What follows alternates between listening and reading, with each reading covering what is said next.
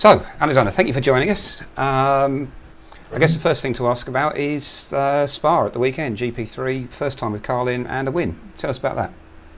Yeah, it was fairly unexpected, to be honest. On the Monday, I had absolutely no confirmation at all of it happening, and then on Tuesday, it all got sorted, and so it was very last minute. I was in Greece on holiday at the time, and had to fly back and get my kit and head over to Spa. So not the best preparation in the world, but nevertheless we went into the weekend just looking to enjoy it and get best result possible. And I didn't really expect to win the race and be as fast as we were, but thankfully everything went smoothly and we didn't have any major hiccups or anything, and got the win. Any chance of any more races later this season? I think so. Yeah, it's pretty likely that Carlin are going to want me again for Monza next weekend. Cool. Which is pretty good. And I think it's sort of kind of just the fact that the two race weekends are so close together. It's difficult for them to get a driver in paying. It's such short notice. And I would guess that they'll probably get someone for Abu Dhabi for the last round of GP3, but nevertheless, do the best I can, and if they want to continue with me at the end of the year at Abu Dhabi, then all the best. But okay, no, Monza should be good. For most of what you've been doing this season, though, it's not been a single seater, it's not been GP3, it's been GT racing, hasn't it? Can you tell us a bit about that? Yeah. So I mean, last year. That was what I expected to be my main thing, really. Joined the McLaren GT family, along with Alvaro Parente and Rob Bell, and Oliver Turvey was still doing a bit. And then it sort of transpired that there wasn't much racing for me to do last year, and I shared it with some LMP2 driving. And then this year I have got a race drive along the Hexis team. Been very, very successful in GTs for the last 4 or 5 years, and so doing the Blancpain series in that, and we've been pretty successful so far. I'd say the quickest McLaren all year long. Had a few niggles, few problems, which maybe has lost us a few championship points along the way, but I'd say overall it's been a pretty positive first year's GT racing, and a very different format to single seaters. Takes a bit of time to get used to working alongside other drivers and trying to help them be faster to help you in the end to get a better result. So it's been great. I've enjoyed it massively, and hopefully it's a relationship that continues for many years. Fairly quiet Formula One race. All the action, all the controversy seems to have happened in IndyCars in Sonoma. Yes. I think you've seen the incident that Scott Dixon got penalised for, where he clipped Will Power's mechanic. He was pretty cross about it. He said that the mechanic had clearly gone there deliberately to try and obstruct him. What was your view on it? What did you think, looking at it as a driver? Well, firstly, I was quite amazed at how close the pit boxes were. First of all, but from what I could see, it looked like Scott tried his best to turn fairly sharply out of his pit box to avoid the car ahead. And I would probably be fairly sympathetic with Scott's view, to be honest, in that the mechanic seemed to be just strolling and walking around the edge of Will Power's car, not really realising. Well, it's pretty obvious that there's a car behind trying to get out, but it's as if there wasn't.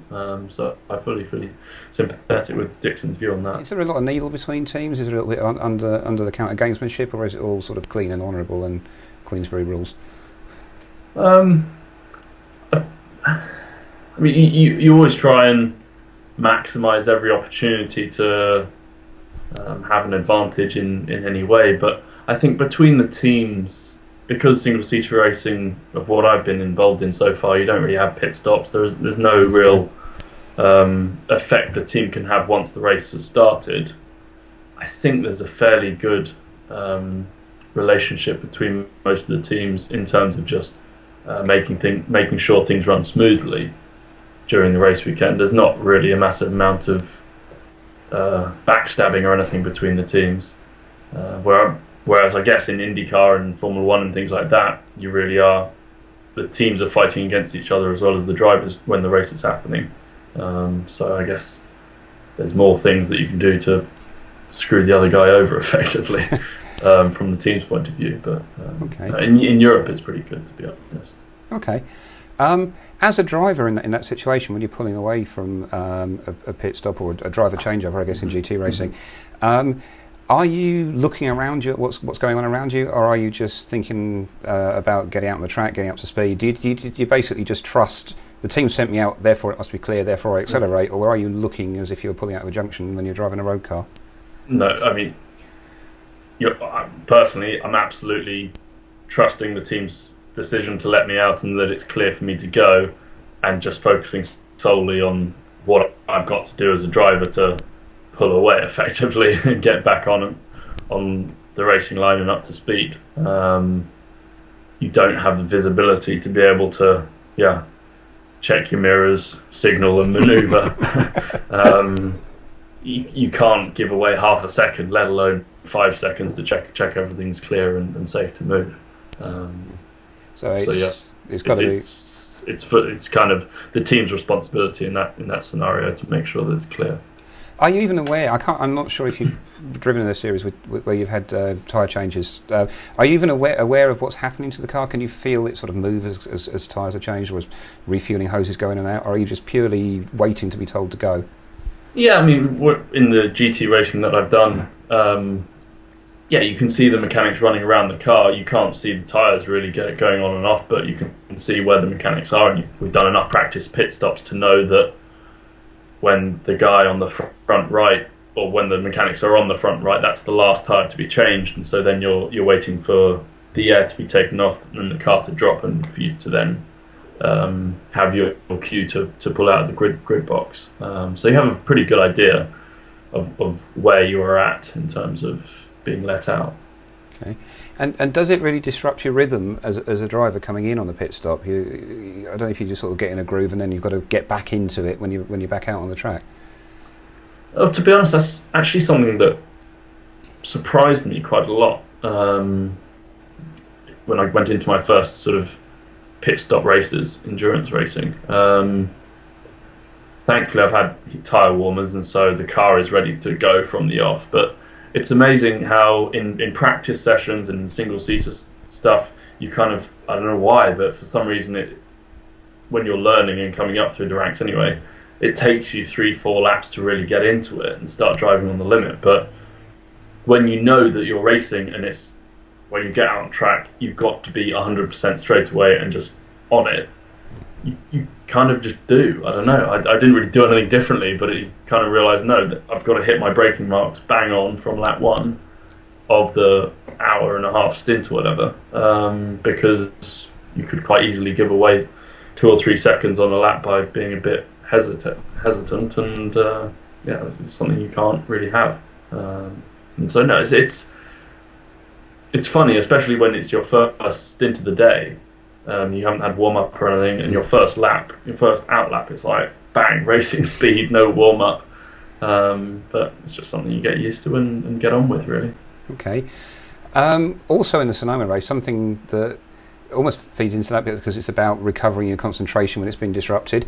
Justin Wilson finished second in the race, but early on he got knocked into a spin by, I think it was EJ Viso, and found himself at the back. If something like that happens and suddenly through no fault of your own you've got the entire field in front of you, how do you readjust to that? Most of us would just want to wave our hands in the air and start cursing, I guess, which you can't really do. Yeah, it doesn't help too much in that situation.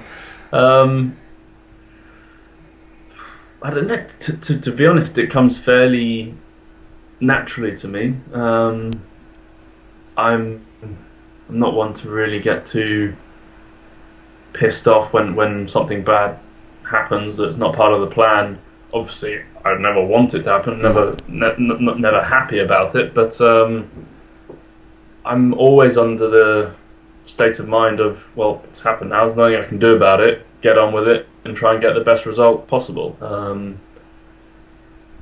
And occasionally, I'd actually say that it probably takes a bit of pressure off because, it wasn't your fault. It's something that's just out of your hands.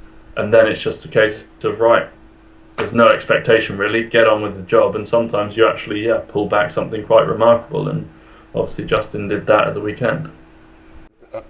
Is there anything you've noticed over the week that you thought was interesting that you want to talk about?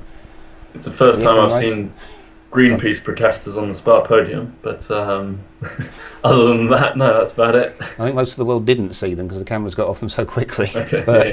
But, do you sort of live in a sporting bubble, or you think that's something else, or are you conscious and following it and aware of it?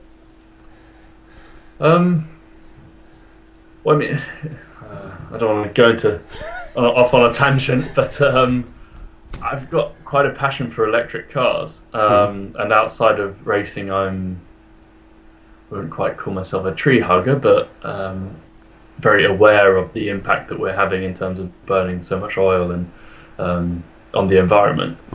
And from that side of things, in my own little world, I fully understand the impact that racing has and the effect that it can have on people's perceptions of motor cars. And I guess it's similar in politics to a certain extent, because the governments are spending so much money in some parts of the world to make sure they have a Formula One race, that inevitably it draws in views of groups such as Greenpeace and things, to think, why are you spending millions of pounds to promote a Formula One race when you could be, I don't know, doing other things, putting up wind farms and solar panels and things that would actually help the country. I don't know. So are we likely to see you in Formula E in the future? It's something that I think I'm one of the only racing drivers at the moment that's quite excited by it, but I would absolutely love to be involved in that. Okay. It's very good. I think in year one it might be a bit strange and everyone will be very confused by it because it's got some very interesting ideas, but I think long term it's got some real potential to help people perceive electric cars as actually something that's quite cool and quite desirable. Okay. Well, I didn't expect us to go off in that direction. No. So, That's right. no, it's always interesting.